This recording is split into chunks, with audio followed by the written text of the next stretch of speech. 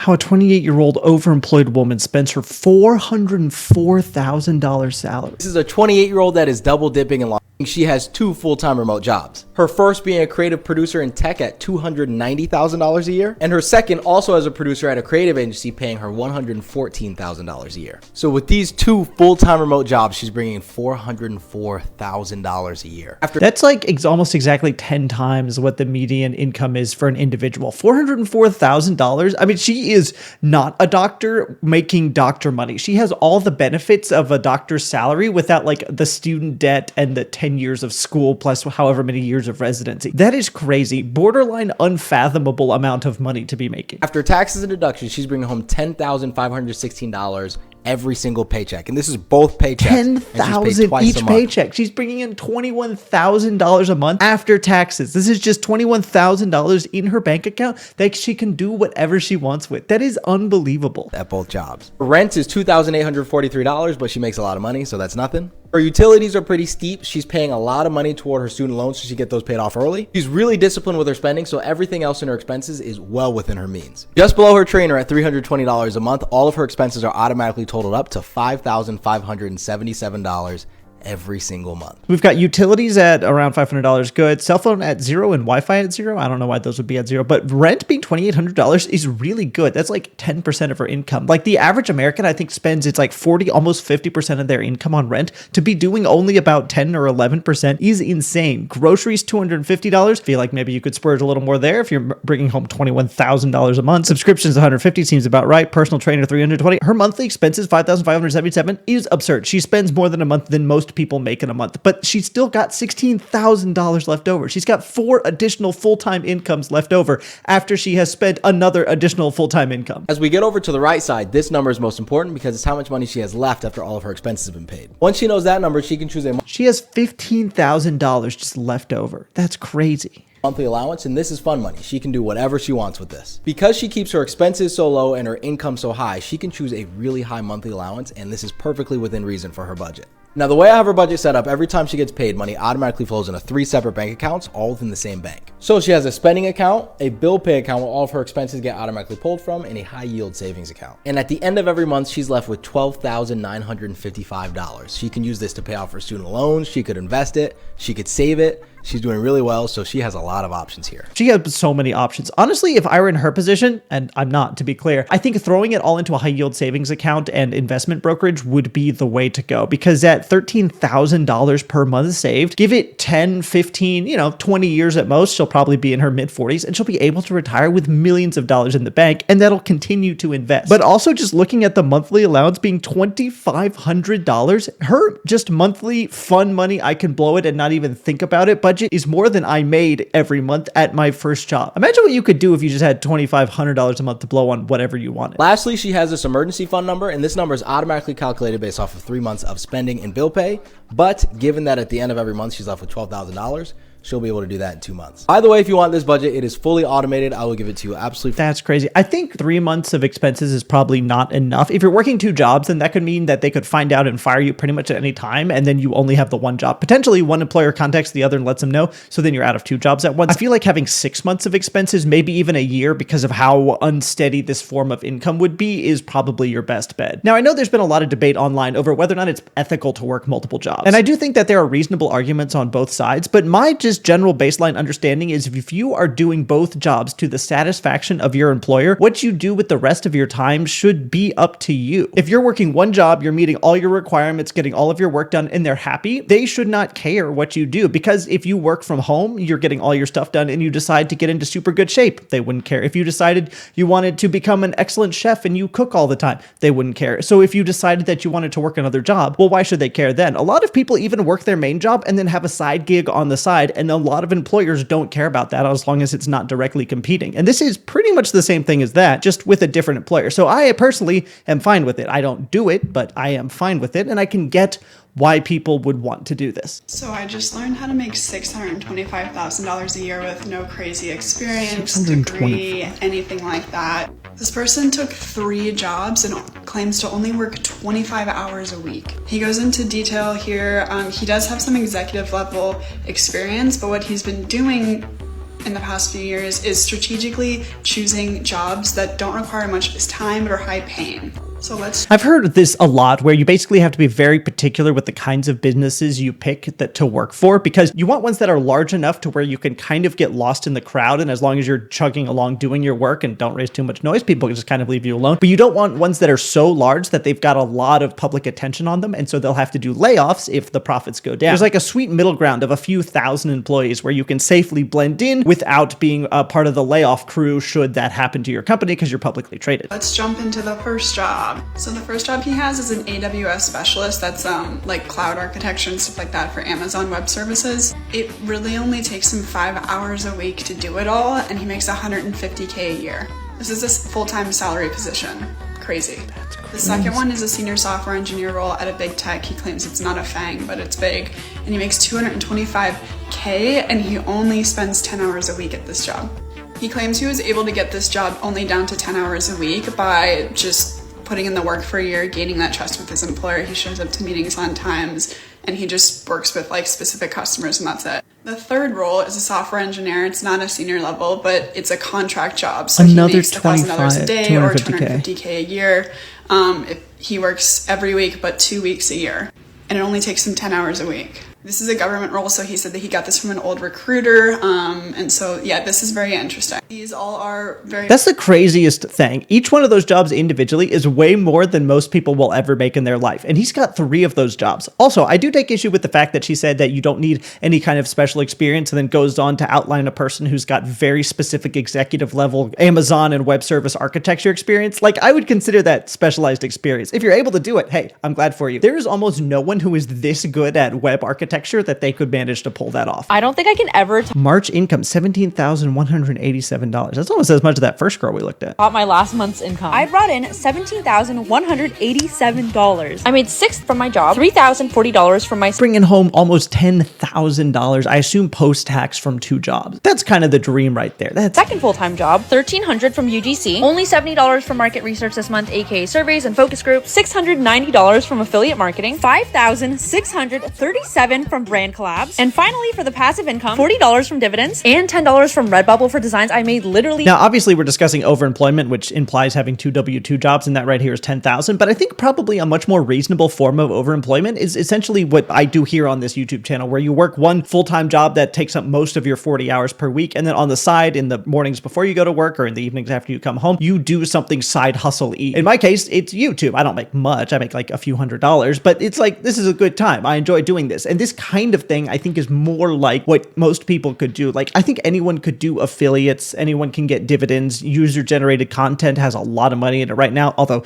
to be fair, AI may come and kick that out. But like, a lot of these, a lot of people could do, and you won't make much doing it, but you'll make a little bit. And I think this is the most realistic form of overemployment. Overemployed trend Where people get 2 jobs. I knew a guy doing this. I think he got a new job and his plan was to leave the other job, but there was like a little bit of overlap, and then he just realized, like, because they were both fully remote, and he realized, like, I can actually just do both of these. And when you're pulling in like a pretty good tech salary from both gigs, like on Reddit, there's people who are literally doing like 5 full-time jobs, and they'll hire all of these like Filipino assistants, and they'll use AI, and they'll use all these things, and they know that they're not doing their best work. How could you possibly be doing your best work? You're giving them 20% of what you promised them. Do they never have Zoom calls to attend? No, they do. It's like, yeah, you have to be scheduling your meetings around like whatever, and it doesn't work. Like, they always know, like, okay, I'm only going to be able to keep this job for a year. But companies are slow to fire, right? Like, companies are pretty slow to fire. That is true. They always Especially big companies. Especially big companies are pretty slow to fire because there's like a lot of legal stuff involved. If you work at a big company and you get fired, you can pretty much sue for wrongful termination, and the company has to prove that they had some kind of a paper trail of some kind, like, oh, you had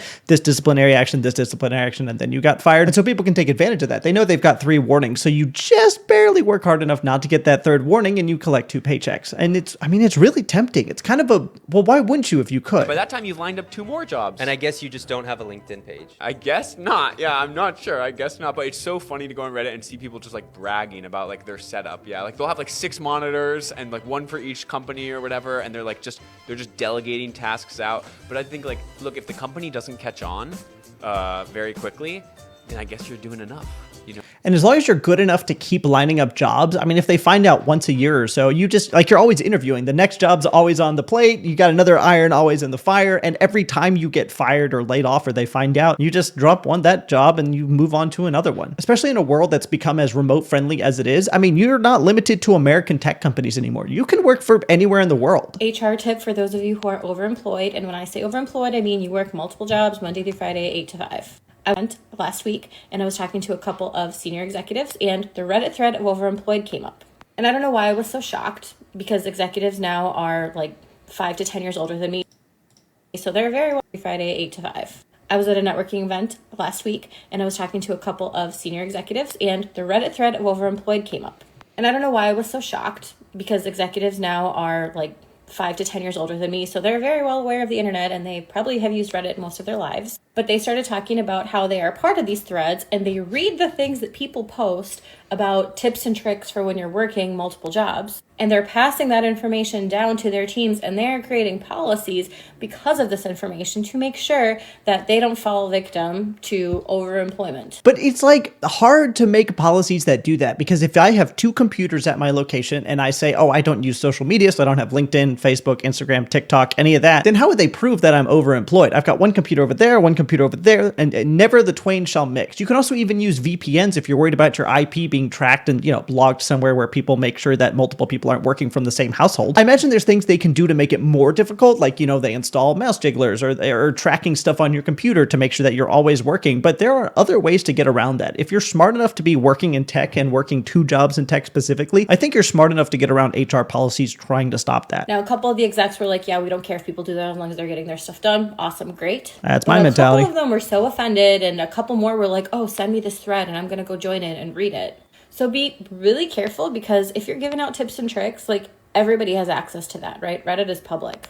And I will tell you that I did go and I just read through kind of briefly the Overemployed Reddit thread. And honestly, I didn't think there was anything major bad about it. But I can definitely see how some policies have started coming out to help people avoid that. I feel like executives would be trying to crack down on this because more it's a blow to their ego than it is an actual issue with the company. Like, what do they care if you work multiple jobs and your work's getting done? Like, you're doing a good job. Yeah, everything that needs to happen is happening. Like, what you do with the rest of the time, which in this case is another job, I mean, that's up to you, right? Why would they get any say in that? Working 2 to 3 remote jobs at one time is a current trend called overworked that many users, particularly in the Reddit community, are talking about, where some people work 3, 4, 5, 6 remote jobs at one time. Now, a millennial making over $300,000 annually, secretly working 2 remote jobs, says home ownership still feels out of reach. Oh my God. I mean, they've got to be in like California or something. San Francisco or Seattle, Washington, New York City, New York. Like, they've got to be somewhere where housing is so unbelievably unaffordable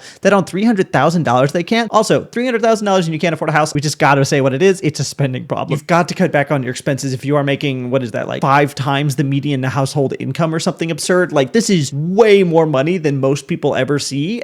You can buy a house. Now, this is mostly being done by people in the tech sector. And they're able to do this because if you take out commuting, breaks, going to lunch, people bothering at the office, water cooler and coffee talk at the office, most people end up having no more than 4 to 5 hours of actual work in a day to get done. Now, if you're good at your job and you're proficient at your job, this current trend has people doing this with multiple roles. Now, a lot of people ended up in this situation on accident. There are a lot of surveys suggesting that most time spent in the office is not actually spent working. It's something like between 40 and 60% of the time that you are in the office at work, you're not actually working. You're doing other things, walking, bathroom, eating, coffee talk, cooler talk, whatever, the other things he was talking about. And so then it makes sense. If work only takes up 40% of your day, well, then you could get 2 works done and take up 80% of your day. You still got 20% for a lunch break. For what it's worth, here's the AI summary. It's a common perception that office workers don't spend their entire workday actively working.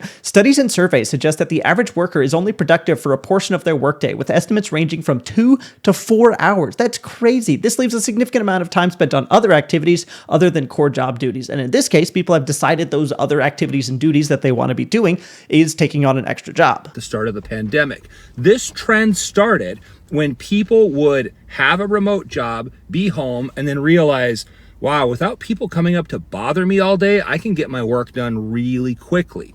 And so these people that were able to stay working remotely, now we all know that there's a trend in 2024, we're in June here, of major companies especially moving as many people as possible back to the office. But for those, especially in the last 3 years and still currently, that are able to work from home, these people have figured out, well, I can do a couple of jobs at one time. So you have people making $300, $400, $500,000+ at once. And the only way that these people end up getting caught, if they do get caught, is in Zoom meetings when they have to be two places at once. And that could be another reason why companies are trying to force people back into the office. They've seen this trend of working multiple jobs, and they don't like that. They're worried about their competitors getting their trade secrets, or they're worried about not having enough control of their employees, or they're worried about their employees aren't making the company as much money as they could be, and therefore they need to be punished for that. And as an easy workaround to get rid of that, one fell swoop, no worries about it, you have people come into office. Because you really can't reasonably work 2 jobs in an office unless you're doing something kind of low key on the side, like blogging or newsletters. But because in a lot of Zoom meetings for companies, you can turn off your camera now, turn off your sound and just listen unless you have to speak for your 2 to 3 minutes of that Zoom meeting. These people never even really have an opportunity for the companies to find out and get caught. There's also AIs that you can use, like AI avatars that will mimic you. So you don't even need to be on camera. You can be talking on one place and your AI avatar is on camera meeting and talking up to other people. If you've ever seen those AI interview bots, I'm probably going to make a video on those. Those are nightmare fuel, but you can have something like that. And if it's a tiny little screen on Google Meets, probably no one's going to notice it's not you. Now, morally, people have questions about this. Companies particularly don't like this because they want you to devote all of your time and energy to them.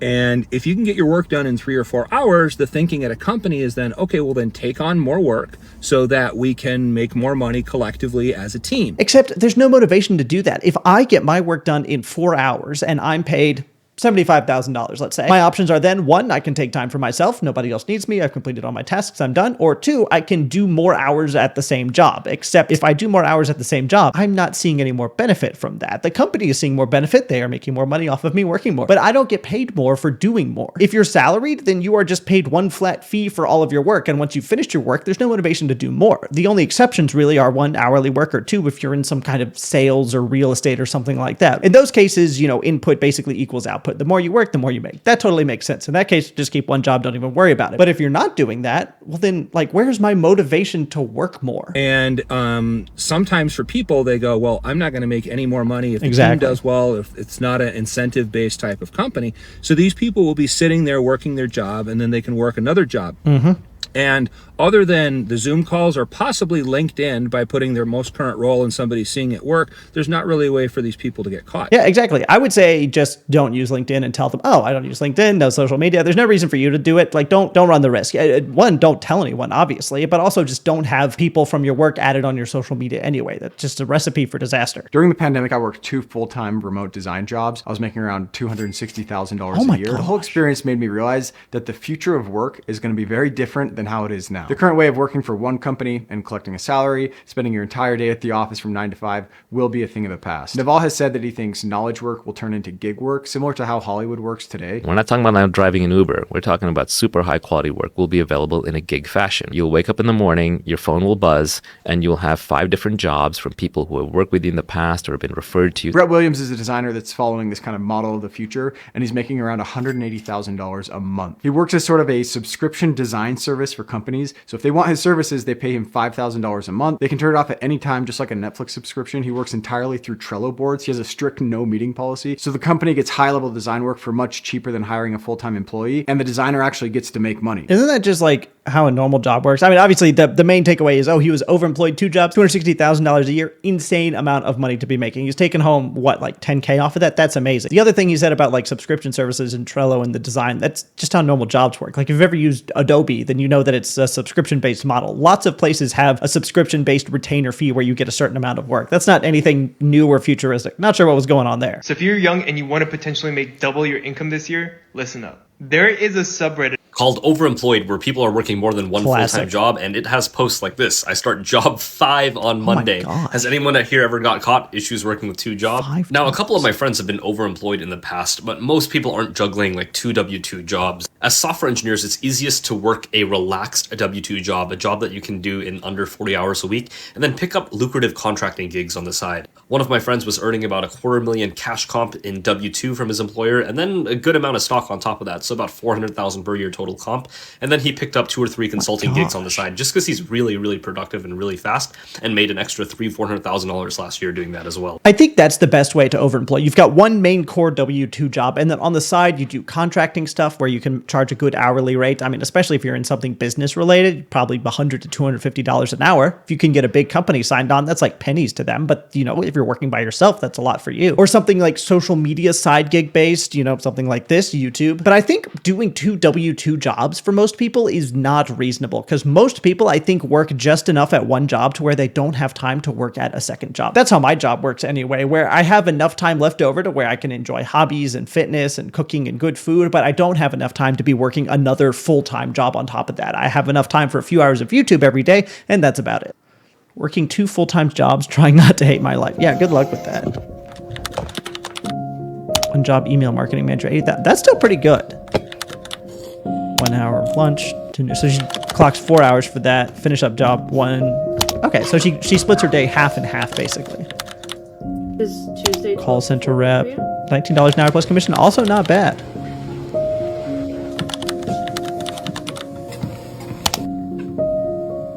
Oh, she works that one late. Yeah, no problem.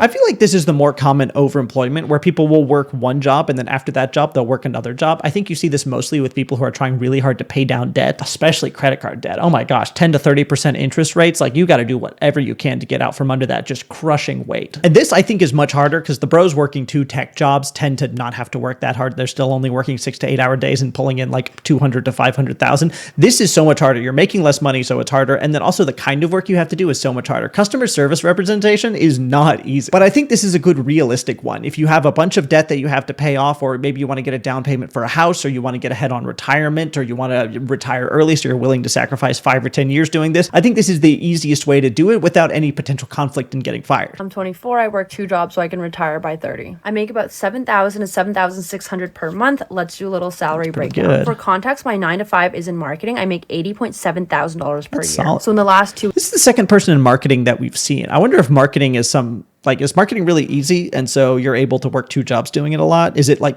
the other tech where you just make a little less? week period, you can see I started with $3,385. After all the deductions and the blah, blah, blah, I'm down to $2,108. Literally a third. To be fair, $500 does go towards my RRSP, but that's still a pretty horrific jump. Next is my part-time job. It's a customer service job. The base pays $18 per hour. I do get commission or spiffs for certain appointments. For this 2-week period, I worked 66 hours, which amounted to $1,697. After all the deductions, I am down to $1,236. 66 hours is honestly a pretty light week for me, and I feel like I also tend to make more sales. At 66 hours, she's got to be double dipping, right? 33 hours a week, that's basically just a full-time job. So she's got one full-time job marketing and the other full-time job as a customer service rep, which interestingly enough is almost identical to the previous video, but you're definitely overlapping, right? Like, you're taking customer service calls while you're working your marketing job. Sales. So for this month, I might be closer to about 7,000 to 7,300 range. The deductions are crazy, but it was still a 3,300 bi-weekly period, so I'm not complaining. She said she wants to retire by 30, making $7,600. I don't know if that's reasonable unless she's like living at home and eating, you know, parents' food. Parents are paying all the bills and the rent and everything, and she's able to put away like $6,000 a month in retirement. But even then, you'd have to do that for a long time. She's 24, wants to retire by 30, doing that for 6 years. I don't know if you're going to have enough money for that. You're definitely going to run out.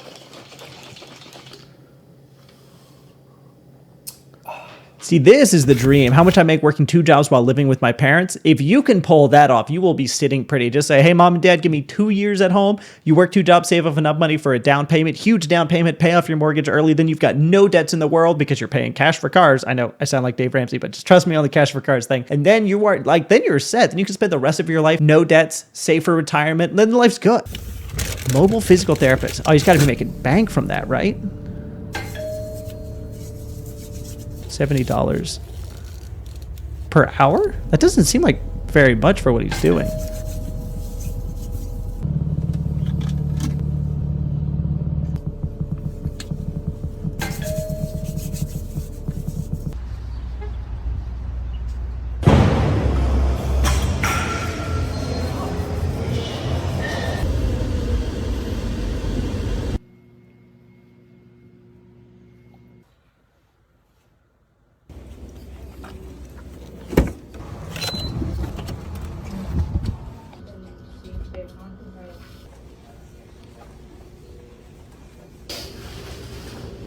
$300 a day before tax. He's probably going to lose $100 of that to tax. $200 a day for the amount of hours he's putting in. What is that? $5,000 a week, $4,000 a month. That's probably about what someone who makes around $70,000 a year is doing. That's not great. I bet if he could build up a big enough client base, he could be pulling probably double or triple that just doing house visits to like rich people. Guys, I'm back with another video.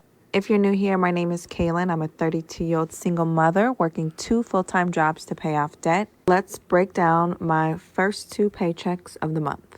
My first job, I brought home a gross of $2,201.50. After taxes and contributions, my take home was $1,794.54. For my second job, my gross income was $3,541.67. After taxes and contributions, my take home was $3,129.06. My total combined gross was $5,743.17.